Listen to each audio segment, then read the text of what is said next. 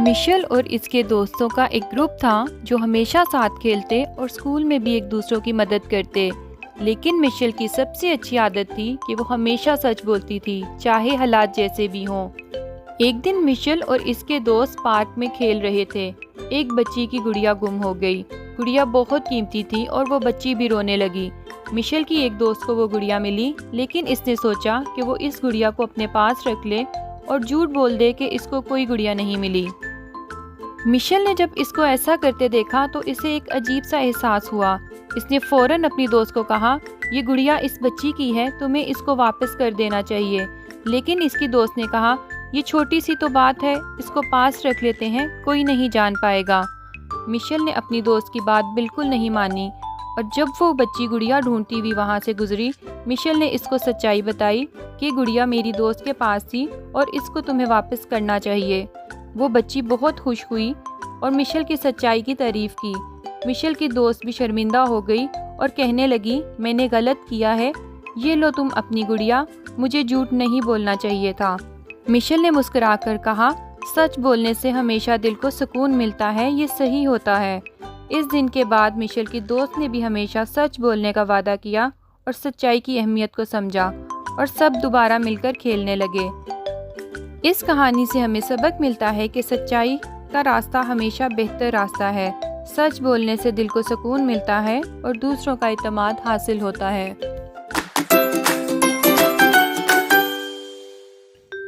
एक दफ़ा का जिक्र है, एक लकड़हारा जंगल के करीब गांव में रहता था। वो रोज़ाना जंगल में जाकर लकड़ियां काटता और इन्हें बेचकर अपना गुजारा करता था। वो बहुत मेहनती और ईमानदार था।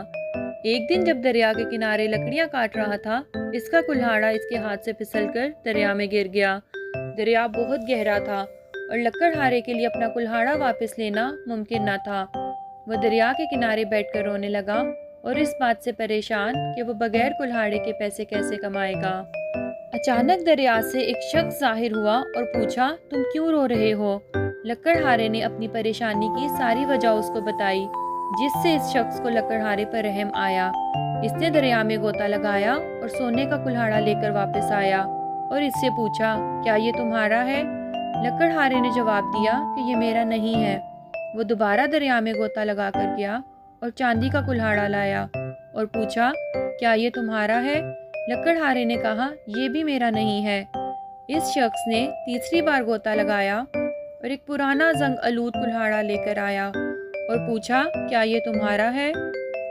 लकड़हारे का चेहरा खुशी से खिल गया। इसने कहा, बहुत शुक्रिया, ये मेरा कुल्हाड़ा है।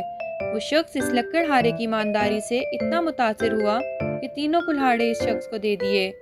लकड़हारा ये तीनों कुल्हाड़े लेकर खुशी से घर वापस आ गया और खुशहाल जिंदगी गुजारने लगा।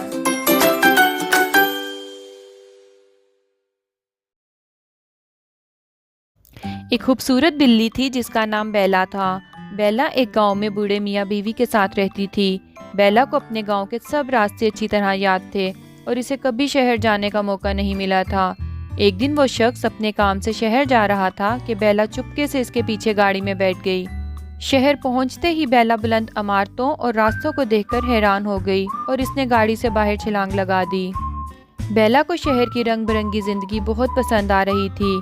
वो सब कुछ देखने में इतना खो गई कि अपने मालिक से बिछड़ गई। वो अकेली खौफजदा हो गई और हर तरफ देखा तो मालिक का कोई निशान न मिला। बेला को भूख लगी। इसने खाने की तलाश शुरू की और एक बड़ा बाजार आया जहाँ लोगों का हजूम था। बेला को इन सब में अपने घर का रास्ता तलाश करना बहुत मुश्किल लग रहा था। इतने में इसने एक मेहरबान लड़की को देखा जिसने बेला को प्यार किया और कहा, ए नन्ही बिल्ली, तुम कहाँ से आई हो? लड़की ने इसको दूध पिलाया और इसे प्यार से थपथपाया। इत्तेफाक से ये लड़की उसी गांव की थी जहां बेला रहती थी। लड़की बेला को लेकर उसी गांव की तरफ आ गई जहां इसका घर था। जब इस बूढ़ी औरत ने बेला को देखा तो बहुत खुश हुई और इसने अपनी बिल्ली को सीने से लगाया और लड़की का शुक्रिया अदा किया।